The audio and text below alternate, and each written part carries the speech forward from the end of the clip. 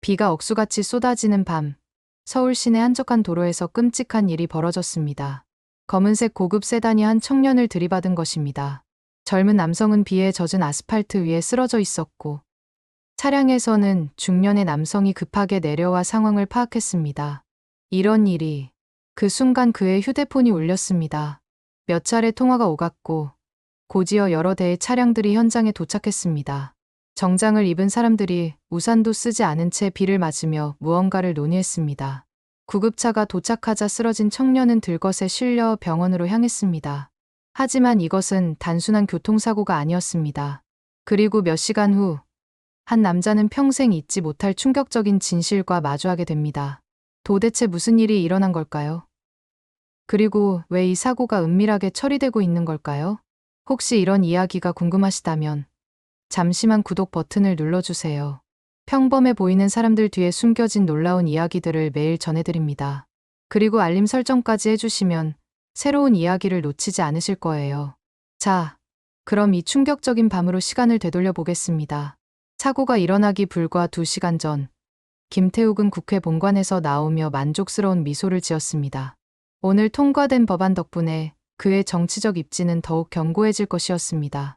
55살의 그는 이미 2번의 당선을 통해 자신의 능력을 증명했고, 다음 선거에서도 승리할 자신이 있었습니다. 의원님, 차량 준비되었습니다. 검은색 고급 세단 앞에서 비서실장이 우산을 들고 기다리고 있었습니다. 김태욱은 뒷좌석에 몸을 맡기며 오늘의 성과를 되짚어보았습니다. 그의 휴대폰에는 축하 메시지들이 계속 도착했습니다. 내일 아침 일정은 어떻게 되나? 오전 10시에 당 회의가 있고 오후에는 지역구 간담회가 예정되어 있습니다. 김태욱은 고개를 끄덕였습니다. 완벽한 일정이었습니다. 모든 것이 계획대로 흘러가고 있었습니다. 그는 권력이 주는 안정감을 만끽하며 창밖을 바라보았습니다. 비가 내리기 시작했습니다. 처음에는 가랑비였지만 곧 굵은 빗줄기로 변했습니다. 운전기사는 와이퍼를 틀었지만 시야는 여전히 흐렸습니다. 하지만 김태욱은 전혀 신경 쓰지 않았습니다. 그에게는 더 중요한 일들이 머릿속을 차지하고 있었기 때문입니다. 참, 다음 주 예산심의 때는 그때였습니다. 갑자기 인도에서 한 사람의 그림자가 차도로 뛰어나왔습니다. 아마도 갑작스러운 소나기를 피하려던 것 같았습니다. 운전기사는 급하게 브레이크를 밟았지만 빗길에서는 제동거리가 길어질 수밖에 없었습니다. 쾅! 충격과 함께 차량이 멈췄습니다. 김태욱은 앞으로 튕겨나갔다가 안전벨트에 의해 제자리로 돌아왔습니다. 순간 정적이 흘렀습니다. 의원님, 괜찮으시습니까? 운전기사의 떨리는 목소리가 들렸습니다. 김태욱은 재빨리 상황을 파악했습니다. 차량 앞에는 한 청년이 쓰러져 있었고, 다행히 주변에는 사람들이 많지 않았습니다. 상황이 어떤가? 사람을 쳤습니다. 의원님, 김태욱의 머릿속에서는 순간적으로 수많은 계산이 이루어졌습니다. 내일의 일정, 다음 주 예산심의, 그리고 몇 달 후 다가올 중요한 정치적 판단들. 이런 사고가 언론에 보도된다면 그의 이미지에 치명적일 것이었습니다. 일단 구급차부터 불러. 김태욱은 차에서 내려 쓰러진 청년을 확인했습니다. 의식은 잃었지만 다행히 숨은 쉬고 있었습니다. 그는 자신의 휴대폰을 꺼내 몇 개의 번호로 전화를 걸기 시작했습니다. 여보세요. 나야. 지금 좀 급한 상황인데. 첫 번째 전화는 자신의 비서실장에게였습니다. 두 번째는 평소 알고 지내던 경찰서 관계자에게였습니다. 세 번째는 언론사 간부에게였습니다. 비는 더욱 세차게 내렸고 김태욱의 고급 정장은 순식간에 비에 젖었습니다. 하지만 그는 개의치 않았습니다. 지금은 이 상황을 조용히 처리하는 것이 우선이었습니다. 곧 구급차가 도착했고 의식을 잃은 청년은 들것에 실렸습니다. 구급대원들은 신속하게 응급처치를 했지만 청년의 상태는 심각해 보였습니다. 어느 병원으로 가나요? 김태욱이 구급대원에게 물었습니다. 서울대병원 응급실로 이송됩니다. 김태욱은 고개를 끄덕였습니다. 그리고 이미 현장에 도착한 자신의 측근들에게 조용히 지시했습니다. 조용히 처리해. 언론에는 절대 나가면 안 돼. 알겠습니다. 의원님. 하지만 김태욱은 아직 몰랐습니다. 몇 시간 후 병원에서 그를 기다리고 있는 것이 단순한 교통사고 처리가 아니라 자신의 인생을 완전히 뒤바꿀 운명적인 만남이라는 것을 말입니다. 서울대병원 응급실에는 평소보다 분주한 움직임이 있었습니다. 비 오는 밤이면 항상 교통사고 환자들이 늘어나기 마련이었지만 오늘 밤은 특별히 심각한 환자가 실려온 상황이었습니다. 20대 후반 남성, 차량에 충돌되어 의식 잃은 상태로 이송됩니다. 구급대원의 외침과 함께 들것이 응급실로 들어왔습니다. 의료진들이 재빨리 환자 주변으로 몰려들었습니다. 청년의 얼굴은 창백했고 이마에는 상처가 있었지만 다행히 생명에는 지장이 없어 보였습니다. 혈압 수치는 수축기 120, 이완기 80입니다. 다행히 안정적이네요. 엑스레이부터 찍어보겠습니다. 의료진들의 신속한 처치가 이어졌습니다. 청년은 여전히 의식을 잃은 상태였지만 생체 신호는 비교적 안정적이었습니다. 간호사는 환자의 소지품을 정리하기 시작했습니다. 지갑, 휴대폰, 그리고 몇 가지 개인 물품들이 투명한 봉지에 담겼습니다. 신분증을 확인해보니 이름은 박민호, 나이는 28세였습니다. 주소는 서울 외곽의 한 오피스텔이었습니다. 보호자 연락처가 있나요? 간호사가 지갑을 뒤져봤지만 가족 사진이나 응급 연락처는 찾을 수 없었습니다. 휴대폰도 비밀번호로 잠겨 있어 연락처를 확인하기 어려운 상황이었습니다. 일단 응급처치부터 완료하고 연락처는 나중에 알아봅시다. 한편 김태욱은 병원 주차장에서 여러 차례 통화를 하고 있었습니다. 비서실장과 측근들이 주변을 둘러싸고 있었고 그들의 표정은 모두 심각했습니다. 언론 쪽은 어떻게 됐나? 일단 오늘 밤 보도는 막았습니다. 하지만 내일까지면 충분해. 그때까지 완전히 정리하자. 김태욱의 목소리에는 평소의 냉정함이 그대로 드러나 있었습니다. 그에게 이런 상황은 처음이 아니었습니다. 정치를 하다 보면 크고 작은 사건들을 조용히 처리해야 할 때가 있었고 그는 그런 일에 익숙했습니다. 피해자 상태는 어떤가? 의식은 잃었지만 생명에는 지장이 없다고 합니다. 다행이군. 그럼 합의로 처리할 수 있을 거야. 김태욱은 이미 머릿속으로 합의금을 계산하고 있었습니다. 적당한 치료비와 위로금, 그리고 조용히 해달라는 부탁이면 충분할 것이었습니다. 지금까지 그런 식으로 처리해온 일들이 한두 건이 아니었으니까요. 그런데 의원님, 피해자가 좀 특이합니다. 뭐가? 신원 조회를 해봤는데 가족 연락처가 전혀 없어요. 직장도 얼마 전에 그만둔 상태고 혼자 사는 것 같습니다. 김태욱은 잠시 생각에 잠겼습니다. 가족이 없다는 것은 오히려 처리하기 좋은 조건이었습니다. 복잡하게 얽힐 사람들이 적다는 뜻이었으니까요. 더 자세한 신상 정보는 박민호라는 이름으로 등록되어 있고 서울에 온 지는 얼마 되지 않은 것 같습니다. 이전 주소는 지방이었어요. 김태욱은 고개를 끄덕였습니다. 전형적인 상경한 청년의 모습이었습니다. 꿈을 안고 서울에 올라왔지만 현실의 벽에 부딪혀 어려움을 겪고 있는 수많은 젊은이들 중 하나였습니다. 병실은 어디에 배정됐나?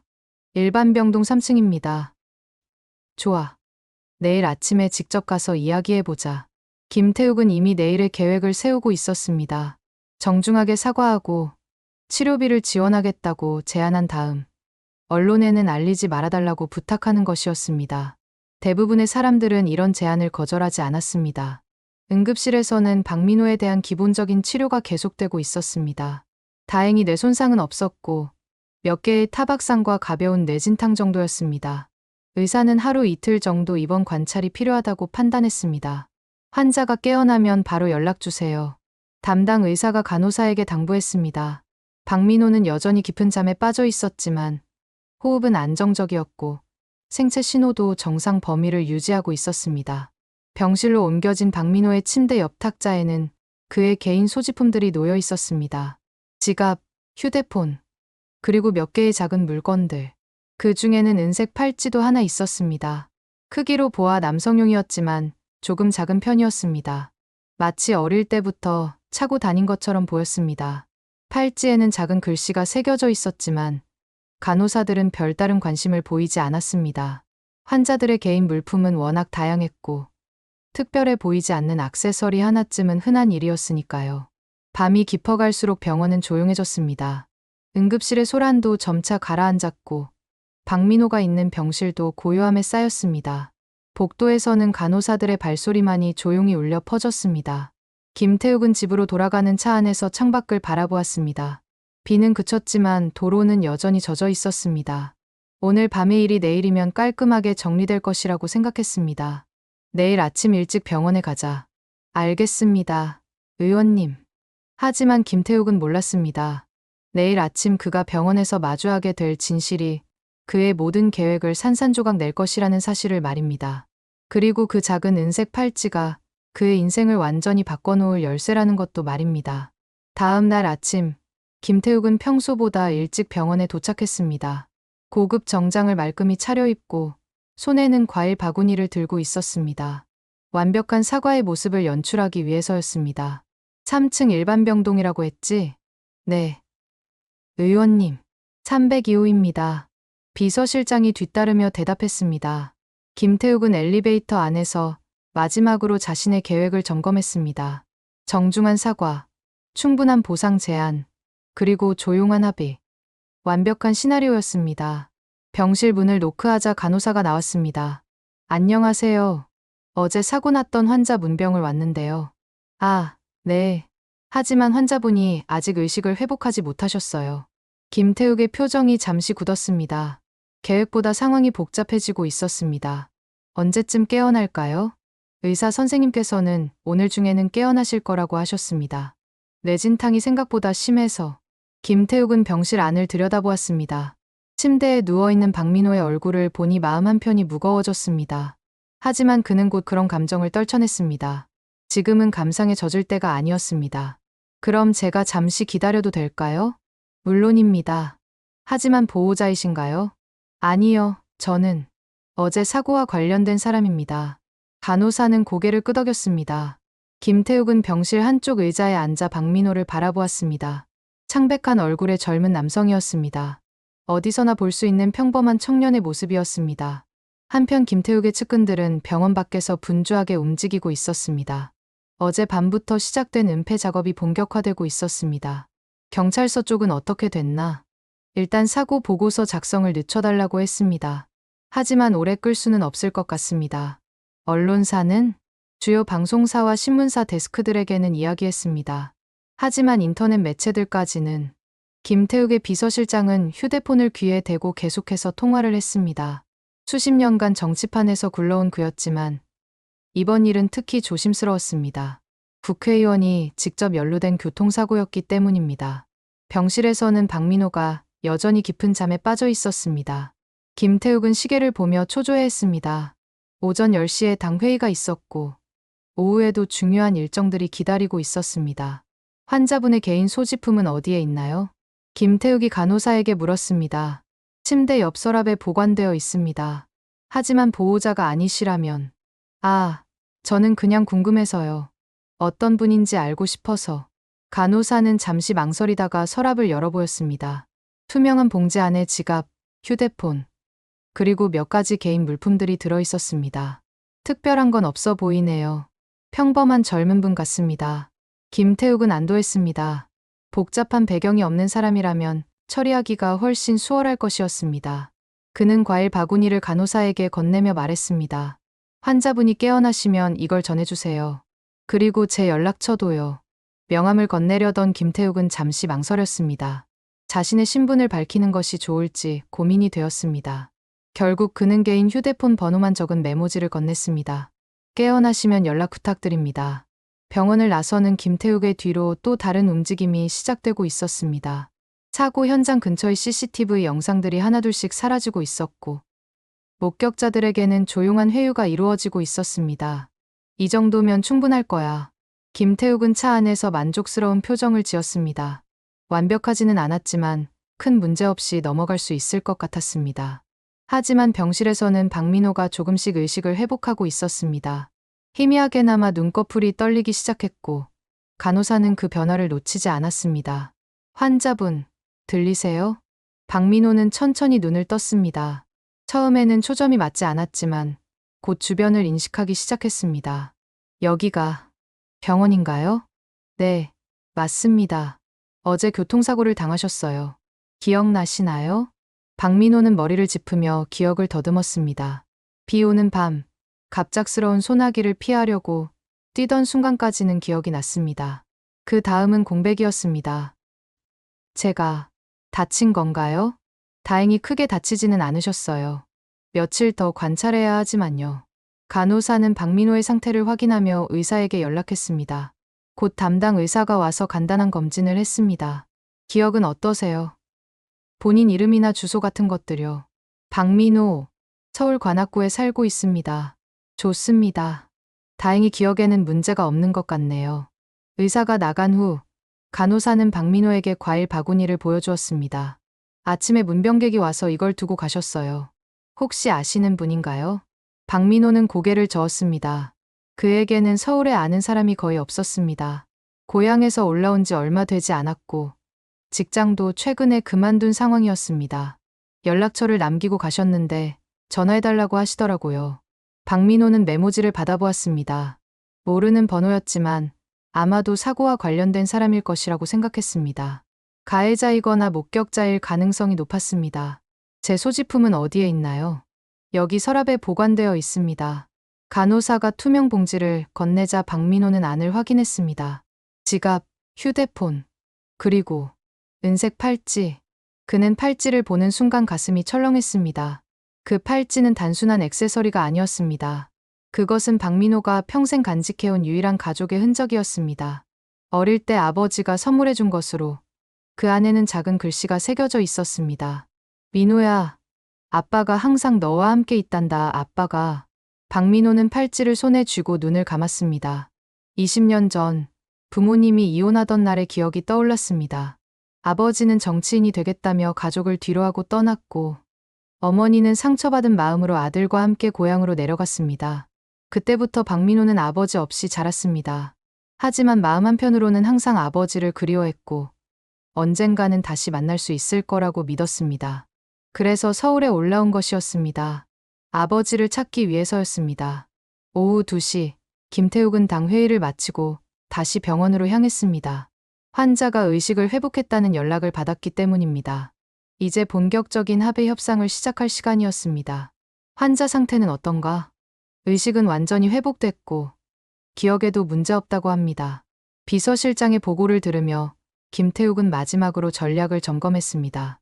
정중한 사과로 시작해서 충분한 보상을 제안하고 마지막에는 조용히 처리해달라고 부탁하는 것. 지금까지 써온 완벽한 공식이었습니다. 병실 문을 두드리자 안에서 대답이 들렸습니다. 들어오세요. 김태욱은 정중한 미소를 지으며 병실에 들어갔습니다. 침대에 앉아있던 박민호와 눈이 마주쳤습니다. 창백하지만 또렷한 눈빛의 젊은 남성이었습니다.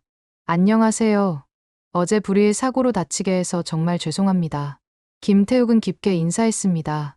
박민호는 잠시 당황한 듯 했습니다. 아, 네. 괜찮습니다. 제가 어제 운전을 하다가 실수로 정말 면목이 없습니다. 김태욱의 연기는 완벽했습니다. 진심으로 미안해하는 것처럼 보였고 박민호도 그의 진정성을 의심하지 않았습니다. 다행히 큰 부상은 아니라고 하더라고요. 정말 다행입니다. 네. 의사 선생님께서 며칠 더 관찰하자고 하시는데 물론 치료비는 제가 모두 책임지겠습니다. 그리고 입원하시는 동안 불편한 일이 없도록 하겠습니다. 김태욱은 차근차근 자신의 계획을 실행에 옮겼습니다. 박민호는 그의 성의에 감동하는 듯했습니다.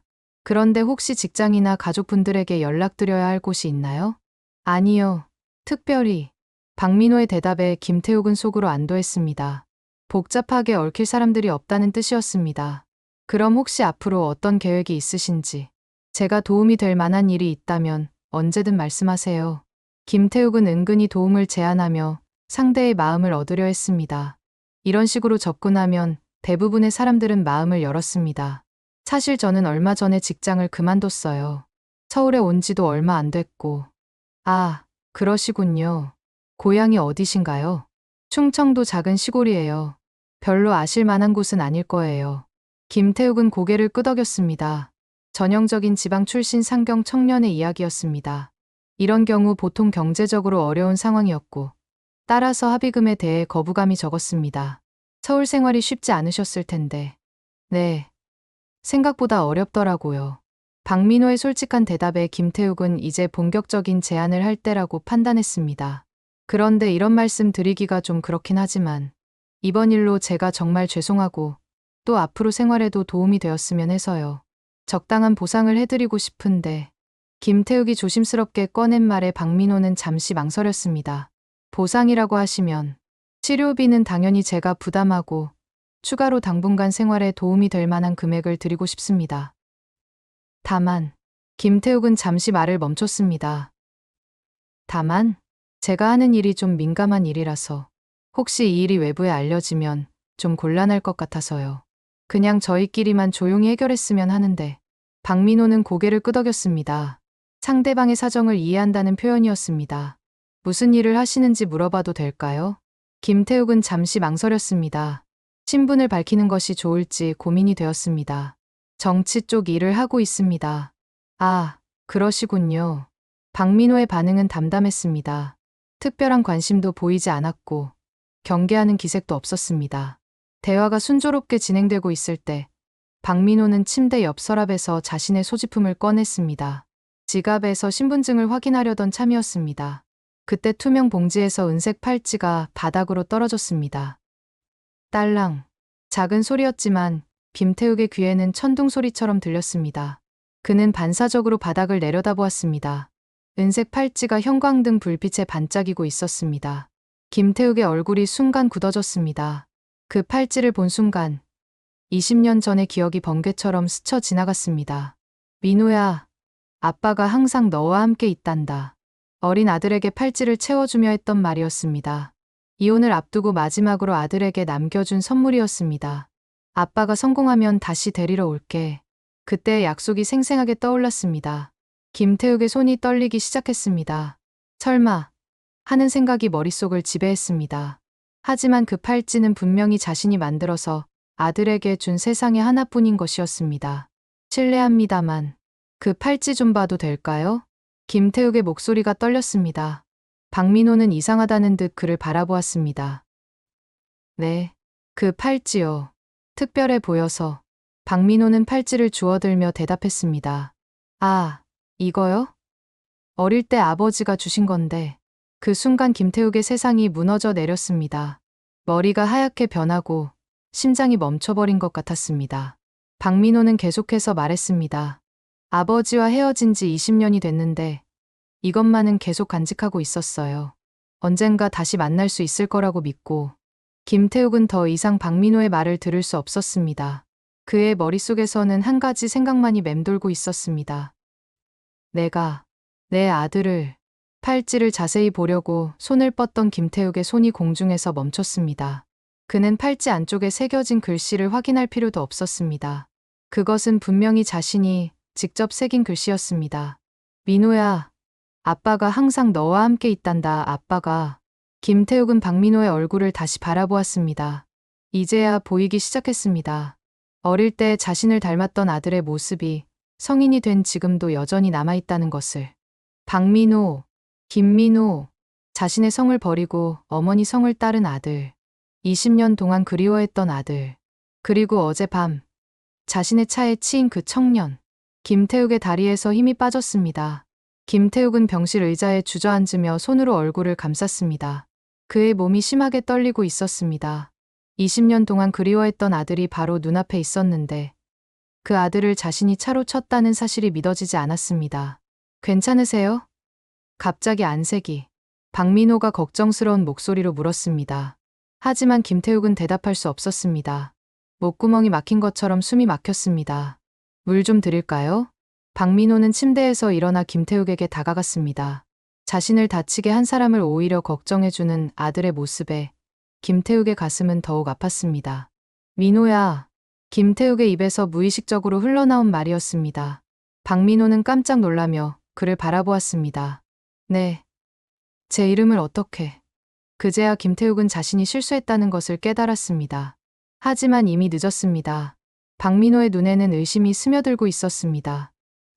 혹시 저희가 어디서 만난 적이 있나요? 김태욱은 고개를 들어 아들의 얼굴을 바라보았습니다. 20년 전 어린아이였던 민호의 모습이 지금의 청년과 겹쳐 보였습니다. 똑같은 눈, 똑같은 미소, 똑같은 목소리. 당신은. 김태욱의 목소리가 떨렸습니다. 당신은 김민호가 아니야? 박민호의 얼굴이 하얗게 변했습니다. 그 이름을 아는 사람은 거의 없었습니다. 어머니와 헤어진 후 어머니 성을 따라 박민호로 개명했고 김민호라는 이름을 사용한 지는 20년이 넘었습니다. 어떻게 그 이름을? 민호야, 정말 너구나. 김태욱은 떨리는 손으로 박민호의 팔찌를 가리켰습니다. 그 팔찌, 아빠가 만들어준 거지?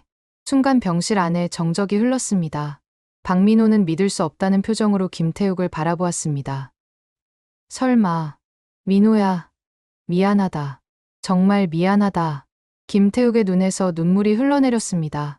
20년 동안 참아왔던 그리움과 후회가 한꺼번에 터져 나왔습니다. 아, 아빠. 박민호의 목소리도 떨렸습니다. 그는 팔찌를 꼭 쥐며 김태욱의 얼굴을 자세히 바라보았습니다. 어릴 때 기억 속의 아버지와 지금 눈앞의 남자가 천천히 겹쳐졌습니다. 아빠가, 정말 아빠가 맞아? 민호야, 정말 미안하다. 아빠가 너무 늦었구나. 김태욱은 아들에게 다가가려 했지만 발이 떨어지지 않았습니다. 자신이 바로 어젯밤 이 아이를 차로 친 사람이라는 사실 때문이었습니다. 그런데 왜 여기에? 박민호도 혼란스러워했습니다. 20년 동안 그리워했던 아버지가 갑작스럽게 나타났지만 상황이 너무 이상했습니다. 민호야, 아빠가 너를. 김태욱은 진실을 말하려 했지만 차마 입이 떨어지지 않았습니다. 어떻게 아들에게 자신이 그를 차로 쳤다고 말할 수 있겠습니까? 아빠, 무슨 말이야? 왜 그렇게 울어? 박민호는 침대에서 내려와 아버지에게 다가갔습니다. 그러자 김태욱은 더욱 오열했습니다. 미안하다, 민호야. 정말 미안하다. 뭐가 미안해? 아빠를 다시 만날 수 있어서 너무 기뻐. 20년 동안 아빠를 찾아다녔어. 박민호의 말에 김태욱의 가슴이 더욱 아팠습니다. 아들이 자신을 찾아다녔다는 것. 그래서 서울에 올라왔다는 것. 그리고 그런 아들을 자신이 차로 쳤다는 것. 아빠는 국회의원이 된 거야? 정치인이라고 했잖아. 박민호는 아버지의 성공을 기뻐하는 듯 했습니다.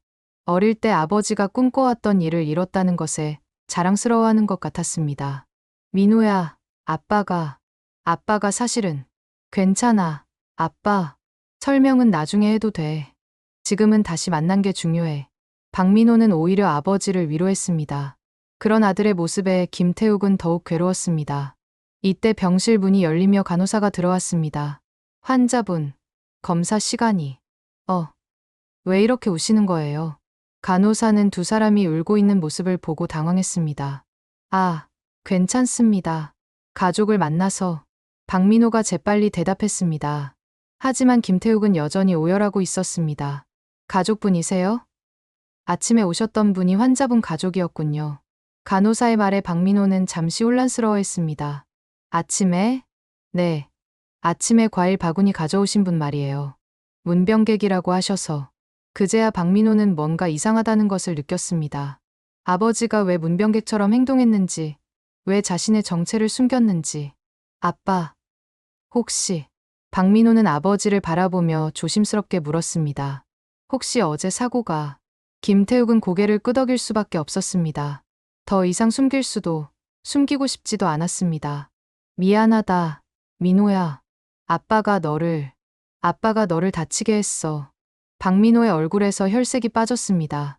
어젯밤 자신을 친 사람이 바로 20년 동안 그리워했던 아버지였다는 사실이 믿어지지 않았습니다. 그럼 아빠가 나를 모르고 한 일이야. 아빠는 정말 몰랐어. 비가 오는 밤이었고 갑자기 뛰어나와서. 김태욱은 필사적으로 해명하려 했지만 그 어떤 변명도 사실을 바꿀 수는 없었습니다. 박민호는 침대에 주저앉으며 머리를 감쌌습니다. 기쁨과 충격이 동시에 밀려왔습니다. 그토록 만나고 싶었던 아버지를 만났지만 그 아버지가 자신을 다치게 한 사람이었다는 현실.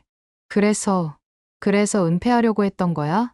박민호의 목소리에는 실망감이 섞여 있었습니다. 민호야, 아빠는 권력이 그렇게 중요해? 나보다도? 박민호의 질문에 김태욱은 할 말을 잃었습니다. 그는 지난 20년 동안 권력을 위해 가족을 버렸고 어제도 그 권력을 지키기 위해 진실을 숨기려 했습니다. 아니야, 민호야. 그게 아니야. 그럼 뭐야?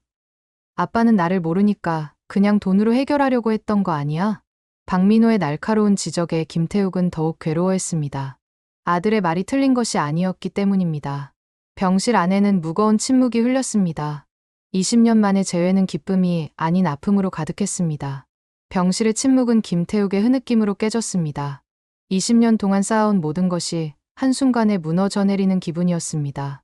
권력도, 명예도, 그 모든 것이 아들 앞에서는 아무 의미가 없었습니다. 민호야, 아빠가 정말 잘못했어. 김태욱은 바닥에 무릎을 꿇었습니다. 국회의원이라는 체면도, 채통도 모두 버리고 아들 앞에 무릎을 꿇었습니다. 아빠, 일어나. 박민호는 당황했습니다. 아무리 화가 나도 아버지가 무릎을 꿇는 모습을 참아볼 수는 없었습니다. 안 돼. 아빠는 이렇게라도 용서를 빌어야 해. 김태욱의 목소리는 간절했습니다. 그는 아들의 발을 붙잡으며 계속해서 사과했습니다. 20년 전에도 아빠가 잘못했어. 정치인이 되겠다고, 성공하겠다고 너와 엄마를 버렸어. 그때도 아빠가 잘못이었고, 어제도 아빠가 잘못이었어. 박민호는 아버지의 머리를 보며 복잡한 감정에 휩싸였습니다. 분노와 실망감, 그리고 그 밑바닥에 깔려있는 그리움이 뒤섞여 있었습니다. 그런데 왜 이제 와서 그런 말을 해? 늦었다는 거 아빠도 알아. 하지만 이제라도 진실을 말하고 싶어. 김태욱은 고개를 들어 아들을 바라보았습니다. 눈물로 범벅이 된 얼굴이었지만 그의 눈에는 진심이 담겨 있었습니다. 아빠는 20년 동안 너를 잊은 적이 한 번도 없었어. 매일 밤 후회했고 매일 아침 그리워했어. 그럼 왜 찾아오지 않았어? 왜 연락 한 번 안 했어? 박민호의 목소리에는 오랫동안 쌓였던 원망이 묻어났습니다. 자격이 없다고 생각했어. 아빠가 너희들을 버렸는데 어떤 면목으로 다시 나타나겠어. 게다가 정치를 하다 보니 적들도 많고 너희에게 피해가 갈까봐 두려웠어. 김태욱은 그동안 숨겨왔던 진심을 털어놓았습니다. 하지만 그건 모두 변명이었어. 진짜 이유는 아빠가 겁쟁이였기 때문이야. 거절당할까봐, 원망받을까봐 두려워서 피했던 거야. 박민호는 침대에 앉아 아버지의 고백을 들었습니다. 어릴 때부터 품어왔던 의문들에 대한 답이 하나씩 풀려가고 있었습니다. 엄마는 아빠를 정말 많이 원망했어. 당연해. 아빠가 엄마에게도 못할 짓을 했으니까. 엄마가 돌아가시기 전에 마지막으로 아빠 이야기를 했어. 김태욱의 몸이 굳어졌습니다. 엄마가 돌아가셨다고? 네, 2년 전에요. 병원에서. 김태욱은 또다시 오열했습니다. 자신이 사랑했던 여인이 세상을 떠났다는 사실도 몰랐다는 것이 너무 괴로웠습니다. 엄마가 뭐라고 했어? 아빠를 용서한다고 했어요. 그리고 아빠가 행복했으면 좋겠다고. 박민호의 말에 김태욱은 더욱 눈물을 흘렸습니다. 그런데 나는 아빠를 찾아 서울에 올라왔어요. 엄마는 그러지 말라고 했지만 아빠를 한 번만 보고 싶었어요. 민호야, 몇 달 동안 아빠를 찾아다녔어요. 국회의원이라는 건 알았거든요. 하지만 김태욱이라는 사람이 너무 많아서 어느 분이 우리 아빠인지 확신할 수 없었어요. 김태욱은 아들이 자신을 찾아다녔다는 사실에 가슴이 미어졌습니다. 그리고 그런 아들을 자신이 차로 쳤다는 현실이 더욱 잔혹하게 느껴졌습니다. 그러다가 어제 갑자기 비가 와서 뛰다가 미안해, 민호야. 정말 미안해. 김태욱은 다시 아들에게 절을 했습니다. 하지만 박민호는 아버지를 일으켜 세웠습니다. 아빠, 이제 그만해요. 민호야? 화가 나지 않는다면 거짓말이에요. 하지만 아빠를 다시 만날 수 있어서 기뻐요. 박민호의 말에 김태욱은 놀랐습니다. 정말 괜찮은 거야? 괜찮지 않아요. 아직은. 하지만 아빠가 진심으로 후회하고 있다는 건 알겠어요. 박민호는 팔찌를 바라보며 말했습니다. 20년 동안 이 팔찌만 보고 살았어요. 아빠가 언젠가는 저를 찾으러 올 거라고 믿으면서. 아빠가 너무 늦었구나. 늦었지만 지금이라도 왔잖아요. 박민호의 말에 김태욱은 희망을 품기 시작했습니다. 민호야, 아빠가 이 일을 세상에 알리려고 해. 네. 아빠가 너를 차로 쳤다는 걸 공개하고 그동안 은폐하려 했던 것도 모두 인정할 거야. 박민호는 놀란 표정을 지었습니다. 아빠, 그럼 정치 생명이 상관없어. 아빠에게는 정치보다 내가 더 중요해. 김태욱의 말에는 확신이 담겨 있었습니다. 20년 동안 권력을 위해 가족을 포기했지만 이제는 가족을 위해 권력을 포기할 준비가 되어 있었습니다.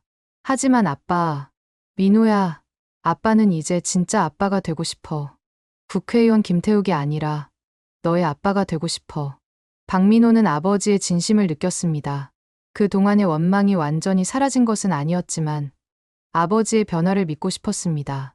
아빠, 천천히 생각해봐요. 너무 성급하게 결정하지 말고. 아니야. 아빠는 이미 결정했어. 김태욱은 휴대폰을 꺼내 비서실장에게 전화를 걸었습니다. 나야.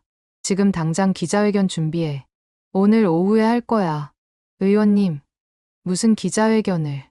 어제 교통사고 건 모든 걸 공개할 거야.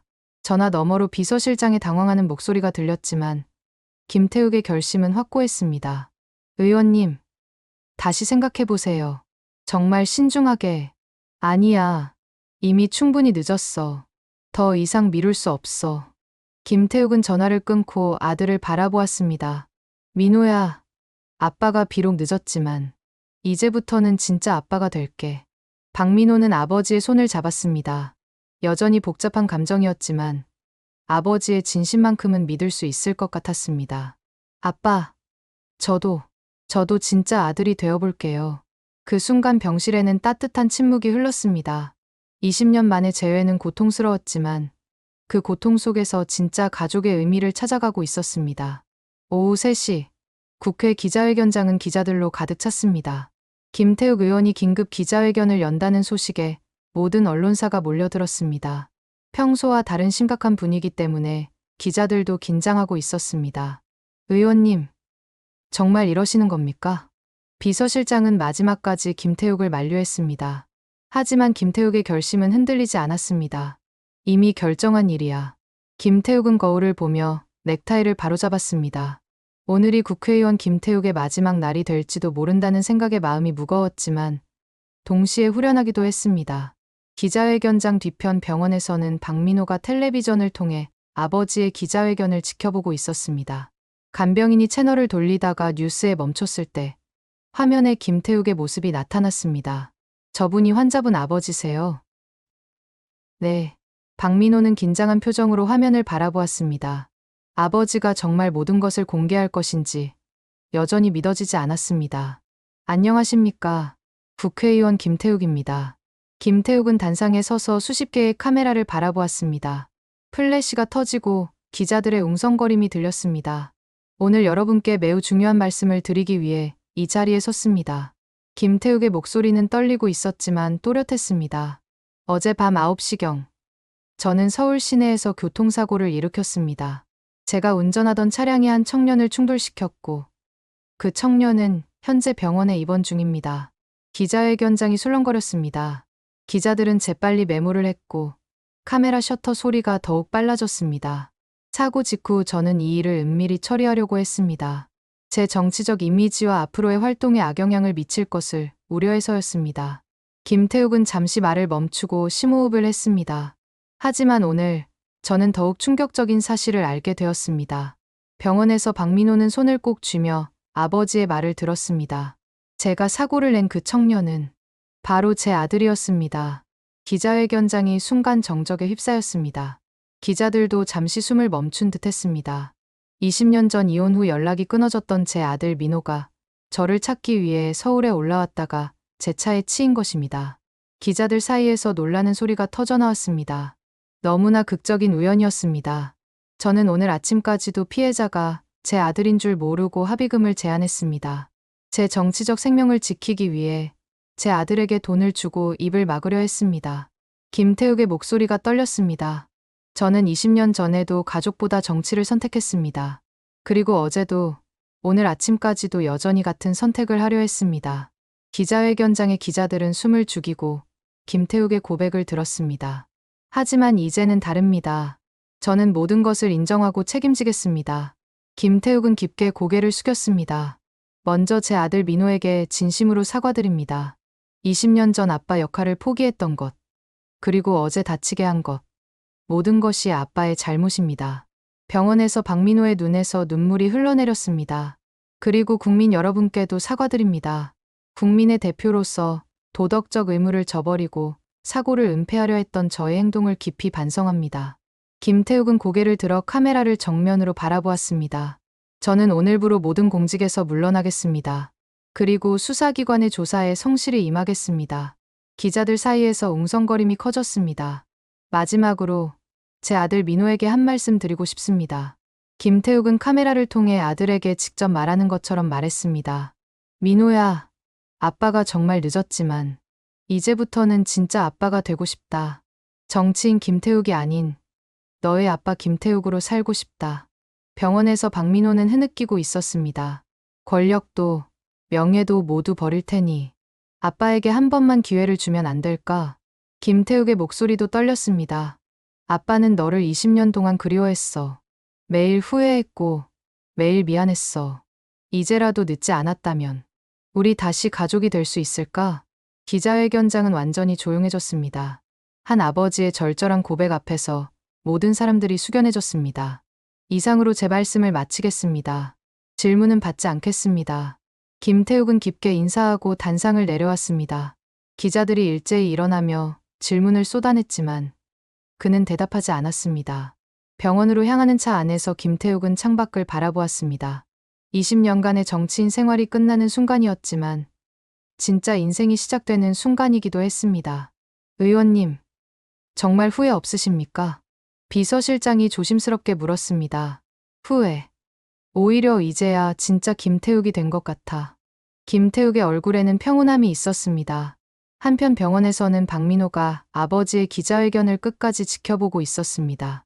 다른 환자들과 간병인들도 모두 텔레비전에 집중하고 있었습니다. 정말 대단한 아버지를 두셨네요. 간병인이 박민호에게 말했습니다. 권력을 다 버리고 아들을 선택하다니 쉽지 않은 결정이었을 텐데요.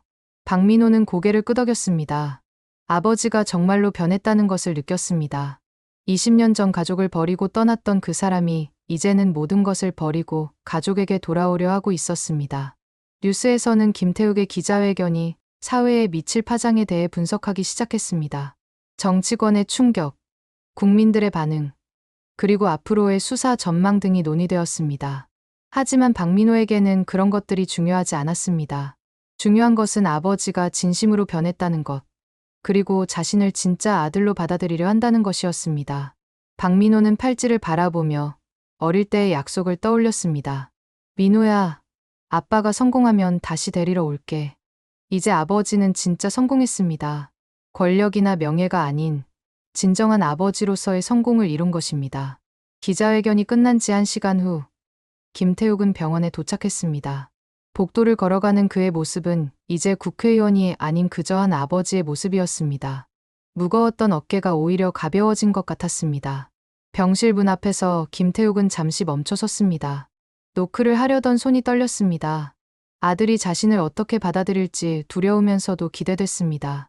톡톡톡. 들어오세요. 문을 열고 들어가자 박민호가 침대에 앉아 그를 바라보고 있었습니다. 아들의 눈에는 눈물 자국이 남아 있었습니다. 민호야, 아빠. 기자회견 봤어요. 박민호의 목소리는 담담했지만 따뜻했습니다. 많이 놀랐지? 네, 많이 놀랐어요. 아빠가 정말 그렇게까지 할 줄은 몰랐어요. 김태욱은 조심스럽게 아들 곁으로 다가갔습니다. 후회되지 않아요? 박민호가 물었습니다. 전혀. 오히려 이제야 진짜 아빠가 된 것 같아. 김태욱은 아들 옆 의자에 앉았습니다. 이제는 더 이상 권력자와 피해자가 아닌 그저 아버지와 아들이었습니다. 아빠, 사실 저도 많이 생각해봤어요. 뭘? 처음에는 정말 화가 났어요. 20년 동안 기다렸는데 막상 만나니까 저를 차로 치고 은폐하려 했던 사람이었으니까요. 김태욱은 고개를 떨어뜨렸습니다. 하지만 아빠도 사람이잖아요. 실수할 수도 있고 잘못된 선택을 할 수도 있고 그런데 그걸 인정하고 바로잡으려 하는 게 더 중요한 것 같아요. 박민호의 말에 김태욱은 고개를 들어 아들을 바라보았습니다. 민호야, 너무 착하구나. 착한 게 아니라 아빠를 사랑하거든요. 박민호의 고백에 김태욱의 눈에서 또다시 눈물이 흘렀습니다. 20년 동안 아빠를 원망한 적도 많았어요. 왜 우리를 버리고 갔는지, 왜 연락 한 번 안 했는지. 하지만 그래도 아빠였어요. 제가 찾고 싶었던 건 완벽한 아빠가 아니라 그냥 제 아빠였어요. 김태욱은 더 이상 참을 수 없어 아들을 껴안았습니다. 박민호도 아버지의 품에 안겼습니다. 20년 만에 진짜 포옹이었습니다. 미안해, 민호야. 정말 미안해. 저도 미안해요, 아빠. 좀 더 일찍 찾아왔어야 했는데. 아니야. 아빠가 먼저 찾아갔어야 했어. 두 사람은 한참 동안 울었습니다. 20년 동안 쌓였던 그리움과 원망, 후회와 아픔이 모두 눈물과 함께 흘러나갔습니다. 아빠, 이제 어떻게 할 거예요? 박민호가 아버지의 품에서 얼굴을 들며 물었습니다. 글쎄, 일단 수사기관 조사받고 처벌받을 건 받아야지. 그 다음엔 김태욱은 잠시 생각했습니다. 그 다음엔 진짜 아빠 노릇을 해보고 싶어. 20년 동안 못한 아빠 역할을 조금씩이라도 해보고 싶어. 좋아요. 저도 진짜 아들 노릇 해볼게요. 박민호가 웃으며 대답했습니다. 그런데 민호야, 앞으로 힘들 수도 있어. 아빠 때문에 내가 피해를 볼 수도 있고. 괜찮아요. 이제 혼자가 아니잖아요. 박민호는 팔찌를 손목에 차며 말했습니다. 이 팔찌 덕분에 아빠를 다시 만날 수 있었어요. 아빠가 항상 저와 함께 있다고 했던 약속. 정말이었네요. 김태욱은 아들의 손목에 있는 팔찌를 바라보았습니다. 20년 전 작은 아들에게 걸어주었던 그 팔찌가 결국 그들을 다시 만나게 해준 기적의 매개체였습니다. 민호야, 아빠가 새로운 팔찌를 하나 더 만들어줄까? 새로운 팔찌요? 응. 이제부터의 우리를 위한 새로운 약속이 담긴 팔찌. 박민호는 환하게 웃었습니다. 좋아요. 하지만 이번에는 아빠도 같은 걸 차요. 저희가 정말 가족이라는 증거로요. 그래. 좋은 생각이야. 이때 병실 문이 열리며 의사가 들어왔습니다. 환자분, 상태가 많이 좋아지셨네요. 내일이면 퇴원하셔도 될 것 같습니다. 정말요? 네. 다행히 큰 후유증은 없을 것 같습니다. 며칠 더 안정을 취하시면 완전히 회복될 거예요. 의사가 나간 후 김태욱은 아들에게 말했습니다. 민호야, 퇴원하면 아빠 집에 올래? 아빠 집이요? 응. 물론 내가 원하지 않는다면 따로. 가고 싶어요. 아빠와 함께 살고 싶어요. 박민호의 대답에 김태욱은 환하게 웃었습니다. 정말? 네. 20년 동안 그리워했던 아빠와의 생활이니까요. 그날 저녁 뉴스에서는 김태욱의 기자회견이 사회에 미친 반향에 대해 보도했습니다. 찬반 의견이 분분했지만 많은 사람들이 그의 용기 있는 고백에 감동했다는 반응이었습니다. 특히 가족의 소중함에 대해 다시 생각해보게 되었다는 시청자들의 의견이 많았습니다. 권력과 성공보다 중요한 것이 무엇인지에 대한 사회적 논의도 활발해졌습니다. 병실에서 아버지와 아들은 함께 뉴스를 보며 이야기를 나누었습니다. 어색할 법도 했지만 의외로 자연스러웠습니다. 피는 물보다 진하다는 말이 맞는 것 같았습니다. 아빠, 앞으로 뭐 하고 살 건데요? 글쎄, 정치는 그만두게 됐으니 새로운 일을 찾아봐야겠지. 너를 제대로 키울 수 있는 일로. 저도 도와드릴게요. 저희 함께 새로운 시작 해봐요. 고마워. 민호야. 그날 밤 김태욱은 오랜만에 편안한 잠을 잤습니다. 20년 동안 짊어졌던 죄책감과 그리움의 무게가 사라진 것 같았습니다. 박민호도 마찬가지였습니다. 팔찌를 보며 미소를 지었습니다. 어릴 때 아버지가 해준 약속이 드디어 이루어진 것입니다. 민호야, 아빠가 항상 너와 함께 있단다. 이제 그 약속은 현실이 되었습니다. 며칠 후 박민호가 퇴원하던 날, 김태욱은 직접 차를 몰고 병원에 왔습니다. 예전 같으면 운전기사가 했을 일이었지만 이제는 스스로 아들을 데리러 오는 평범한 아버지였습니다. 준비됐어? 네. 아빠. 차 안에서 박민호는 창밖을 바라보며 말했습니다. 아빠, 이상해요. 뭐가? 이렇게 평범한 게 이렇게 좋을 줄 몰랐어요. 김태욱도 웃었습니다. 아빠도 그래. 20년 동안 권력을 쫓아다녔는데 정작 가장 소중한 건 바로 옆에 있었구나. 이제 늦지 않았죠? 그럼 우리에게는 앞으로의 시간이 다 있잖아. 차는 새로운 시작을 향해 달려갔습니다. 아버지와 아들이 함께 만들어갈 새로운 이야기를 향해서 말입니다. 그리고 그 이야기는 권력이나 성공보다 훨씬 값진 것. 바로 가족이라는 이름의 사랑으로 채워질 것이었습니다. 세상에는 때로 기적 같은 일들이 일어납니다. 그리고 그 기적은 대부분 우리가 가장 소중히 여겨야 할 것들을 깨닫게 해주는 방식으로 찾아옵니다. 김태욱과 박민호 부자에게 일어난 일 역시 그런 기적 중 하나였습니다. 아픔을 통해 진정한 행복을 찾은, 상처를 통해 진짜 사랑을 발견한 이야기였습니다. 여러분은 지금 가장 소중한 것이 무엇인지 알고 계신가요? 6개월 후, 봄이 찾아온 서울의 작은 카페에서 김태욱은 원두를 갈고 있었습니다.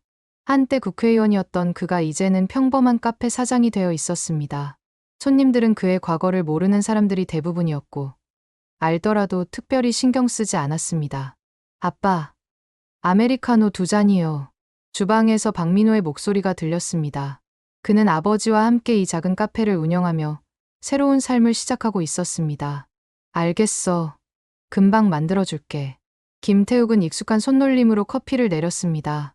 처음에는 서툴렀지만 이제는 제법 그럴듯한 바리스타가 되어 있었습니다.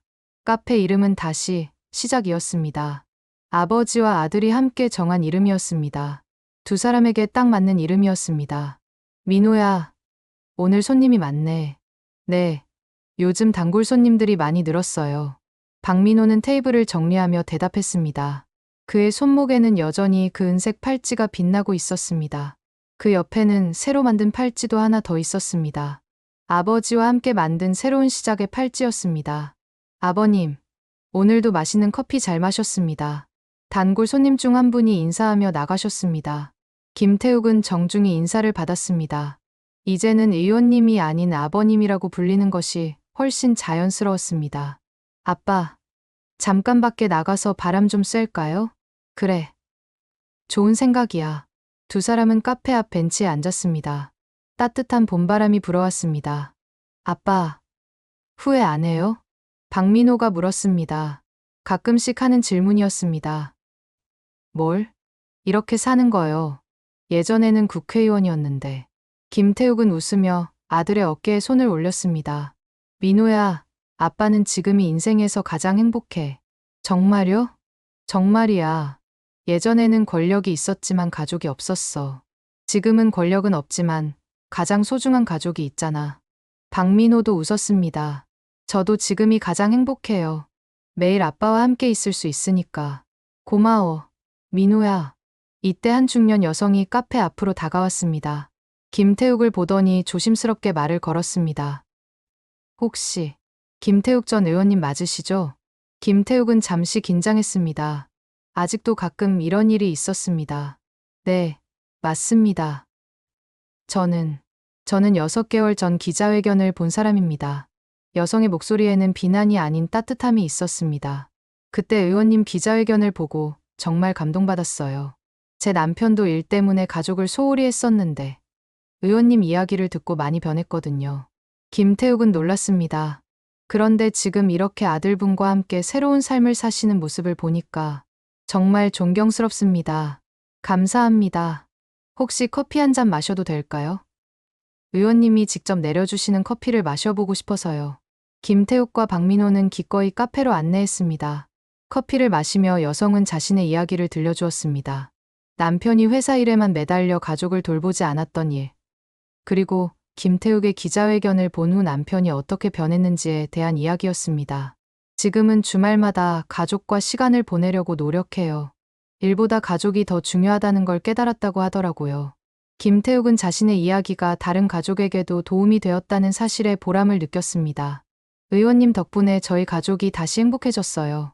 정말 감사합니다. 여성이 떠난 후 박민호가 아버지에게 말했습니다. 아빠가 한 일이 정말 의미 있었던 것 같아요. 그럴까? 네. 아빠가 용기 내서 진실을 말했기 때문에 다른 가족들도 행복해진 거잖아요. 김태욱은 뿌듯한 마음이 들었습니다. 정치인으로서는 실패했을지 모르지만 한 사람으로서는 의미 있는 일을 했다는 생각이 들었습니다. 저녁이 되어 카페 문을 닫을 시간이 되었습니다. 두 사람은 함께 정리를 했습니다. 민호야, 내일은 뭐 하고 싶어? 한강에 가서 자전거 타고 싶어요. 아빠랑 같이. 좋아. 오랜만에 자전거 타러 가자. 집으로 돌아가는 길에 박민호가 말했습니다. 아빠, 엄마가 보고 있을까요? 그럼, 당연히 보고 있을 거야. 엄마가 뭐라고 할 것 같아요? 김태욱은 잠시 생각했습니다. 아마, 이제야 진짜 아빠가 되었구나라고 할 것 같아. 저도 그럴 것 같아요. 두 사람은 나란히 걸어갔습니다. 화려했던 과거는 없었지만 평범하고 소중한 현재가 있었습니다. 그날 밤 김태욱은 일기를 썼습니다. 요즘 들어 시작한 새로운 습관이었습니다. 오늘도 민호와 함께 평범하지만 행복한 하루를 보냈다. 예전에는 권력과 명예가 행복이라고 생각했지만 진짜 행복은 사랑하는 사람과 함께하는 평범한 일상이었다. 늦게라도 깨달을 수 있어서 감사하다. 박민호도 자신의 방에서 팔찌를 바라보며 생각했습니다. 아빠, 우리 정말 행복하죠? 이제 영원히 함께 있을 수 있어서 너무 좋아요. 밤하늘의 별들이 두 사람을 따뜻하게 지켜보고 있었습니다. 그리고 어디선가 한 여인이 미소 지으며 그들을 바라보고 있는 것 같았습니다. 새로운 시작은 때로 끝에서 찾아옵니다. 김태욱과 박민호 부자에게도 그런 새로운 시작이 찾아온 것이었습니다. 1년 후, 다시 시작 카페는 이제 동네에서 가장 유명한 카페가 되어 있었습니다. 맛있는 커피와 따뜻한 분위기, 그리고 무엇보다 진심 어린 서비스 때문이었습니다. 아버지와 아들이 함께 운영한다는 이야기가 입소문을 타면서 많은 사람들이 찾아왔습니다. 아빠, 오늘도 예약이 가득 찬 것 같아요. 박민호는 예약 대장을 보며 말했습니다. 요즘에는 예약 없이는 자리를 잡기 어려울 정도로 인기가 많았습니다. 그러게, 처음에는 손님이 별로 없어서 걱정했는데. 김태욱은 흐뭇한 표정으로 카페 안을 둘러보았습니다. 벽면에는 손님들이 남긴 감사 메시지들이 가득 붙어 있었습니다. 사장님 부자의 따뜻한 마음이 커피에도 들어있는 것 같아요. 진짜 가족의 의미를 배워갑니다. 여기 오면 마음이 편해져요. 이런 메시지들을 볼 때마다 김태욱은 자신이 올바른 선택을 했다는 확신이 들었습니다. 민호야, 혹시 오늘 오후에 시간 있어? 왜요, 아빠? 중요한 손님이 오신다고 하더라고. 누구세요? 비밀이야. 와보면 알게 될 거야. 박민호는 궁금해했지만 아버지가 준비한 서프라이즈를 기다리기로 했습니다. 오후 3시, 카페 문이 열리며 한 무리의 사람들이 들어왔습니다. 박민호는 그들을 보고 깜짝 놀랐습니다. 어머, 민호 아니야? 이모. 박민호의 이모와 사촌들이었습니다. 어머니 쪽 가족들이었습니다. 민호야, 정말 오랜만이다. 박민호는 감격해서 가족들을 하나씩 안았습니다. 어머니가 돌아가신 후 연락이 뜸해졌던 가족들이었습니다. 어떻게 여기를? 내 아버지가 연락하셨어. 우리를 찾아서 말이야. 박민호는 김태욱을 바라보았습니다. 아빠가요? 김태욱이 나서며 말했습니다. 민호야, 아빠 혼자서는 내가 놓친 가족들을 다 채워줄 수 없어. 그래서 너희 진짜 가족들을 찾았어. 박민호의 눈에서 눈물이 흘렀습니다. 그런데 이모, 아빠를 어떻게 생각하세요? 예전에 이모는 김태욱을 바라보며 말했습니다. 민호야, 사람은 변할 수 있어. 내 아버지가 얼마나 후회하고 있는지, 그리고 지금 얼마나 진심으로 너를 사랑하는지 다 보여. 내 엄마도 하늘에서 기뻐하고 있을 거야. 김태욱은 고개를 숙여 인사했습니다. 그동안 정말 죄송했습니다. 이제 그런 이야기는 그만해요. 민호가 행복하면 그걸로 됐어요. 그날 저녁은 오랜만에 큰 가족 모임이 되었습니다. 카페 문을 닫고 가족들만의 시간을 가졌습니다. 민호야, 너 정말 많이 컸구나. 사촌형도 많이 변했어요. 그런데 정말 놀란 게 내 아버지랑 너랑 정말 닮았어. 어렸을 때는 몰랐는데. 가족들은 추억 이야기를 나누며 즐거운 시간을 보냈습니다. 김태욱도 어색해하지 않고 자연스럽게 어울렸습니다. 형부, 이 카페 정말 잘하시네요. 커피도 맛있고 분위기도 좋고. 고맙습니다. 민호가 많이 도와줘서 가능한 일이에요. 아빠, 과찬이에요. 밤이 깊어가며 가족들이 하나둘 돌아갔습니다. 민호야, 앞으로 자주 연락하자. 그리고 형부도 언제든 연락하세요. 네, 고맙습니다. 모든 가족들이 돌아간 후 박민호는 아버지에게 말했습니다. 아빠, 정말 고마워요. 뭐가? 제 가족들을 찾아서 연락해 주신 거요. 쉽지 않으셨을 텐데. 김태욱은 아들의 머리를 쓰다듬었습니다. 민호야, 아빠는 내가 행복했으면 좋겠어. 그러려면 아빠뿐만 아니라 다른 가족들도 필요하잖아. 하지만 아빠가 제일 중요해요. 고마워, 민호야. 그날 밤 두 사람은 오랜만에 늦게까지 이야기를 나누었습니다. 앞으로의 계획, 카페 운영에 대한 이야기, 그리고 가족에 대한 이야기들. 아빠, 혹시 다시 결혼할 생각은 없어요? 박민호의 갑작스러운 질문에 김태욱은 놀랐습니다. 왜 갑자기 그런 생각을? 아빠도 행복할 권리가 있잖아요. 혼자 사는 것보다는. 김태욱은 잠시 생각했습니다. 아직은 그런 생각 없어. 지금은 너와 함께하는 시간이 더 소중해.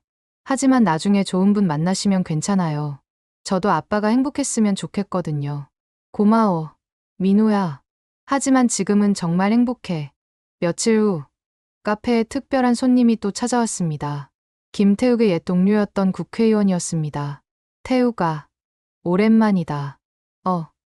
현철이 형, 어떻게 여기를? 소문 들었어. 여기서 카페 한다고. 구경 왔지. 박현철 의원은 카페 안을 둘러보며 감탄했습니다. 정말 좋네. 분위기도 좋고. 너 진짜 행복해 보인다. 감사합니다. 그런데 태욱아, 혹시 다시 정치할 생각 없어? 김태욱은 고개를 저었습니다. 아니에요. 형, 저는 이제 이 길이 맞는 것 같아요. 그래? 아쉽긴 하지만 내가 행복하다면 그게 최고지. 박현철 의원은 커피를 마시며 말했습니다. 사실 너 때문에 많은 의원들이 반성하고 있어. 가족보다 정치를 우선시했던 것들 말이야. 그렇군요. 너의 선택이 옳았어. 권력은 잠깐이지만 가족은 평생이니까. 그날 저녁 김태욱은 박민호에게 말했습니다. 민호야, 아빠가 정치를 그만둔 걸 후회한 적이 있는지 아니? 없어요? 한 번도 없어. 오히려 그때 그만두지 않았다면 지금의 행복도 없었을 거야. 박민호는 아버지의 손을 잡았습니다. 저도 아빠와 이렇게 함께 있을 수 있어서 정말 행복해요. 우리 앞으로도 계속 행복하자. 네. 아빠. 그날 밤 김태욱은 또다시 일기를 썼습니다. 오늘 민호의 가족들을 만났다. 그들이 우리를 받아주어서 정말 감사했다. 그리고 옛 동료도 찾아왔다. 모든 사람들이 지금의 내 모습을 인정해 주어서 고맙다. 가장 중요한 것은 민호가 행복해 한다는 것이다. 이보다 더 큰 성공이 어디에 있겠는가. 박민호도 자신만의 다이어리에 썼습니다. 아빠와 함께한 지 벌써 1년이 넘었다. 매일매일이 선물 같다. 아빠가 진짜 변했다는 것을 매 순간 느낀다. 우리는 이제 진짜 가족이 되었다. 엄마, 우리 정말 행복해요. 창밖으로는 따뜻한 봄바람이 불어오고 있었습니다. 새로운 계절의 시작이었고, 김태욱과 박민호 부자에게는 새로운 꿈을 키워가는 시간이었습니다. 그리고 그 꿈은 거창한 것이 아니었습니다. 그저 매일매일 함께 웃고, 함께 일하고, 함께 사랑하는 것. 그것이 그들이 바라는 전부였습니다. 진정한 성공이란 무엇일까요? 아마도 김태욱과 박민호가 지금 누리고 있는 이런 평범한 행복이 아닐까 생각해 봅니다.